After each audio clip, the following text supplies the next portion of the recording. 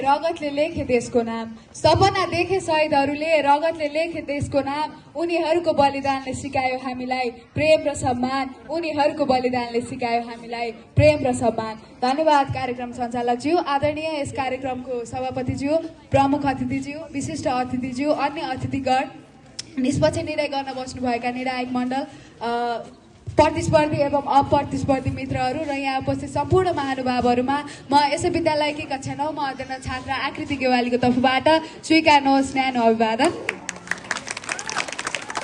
आज मिति 2082 साल माघ महिना 16 गतेका दिन हाम्रो विद्यालय अल्फा लुम्बिनी इङ्ग्लिस बोर्डिङ स्कुलले आयोजना गरेको यस वक्तृत्व कला प्रतियोगितामा आफ्ना भनाइहरू व्यक्त गर्न पाउँदा म आफूलाई निकै नै गौरवान्वित ठानेकी छु र आजको मेरो यस वक्तृत्व कलाको शीर्षक रहेको छ शहीदहरूको सपना साकार पार्न हाम्रो कर्तव्य।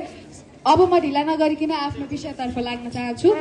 सर्वप्रथम त म यो शहीद भनेको के हो भन्ने कुरालाई चाहिँ बुझाउन गइरहेकी छु।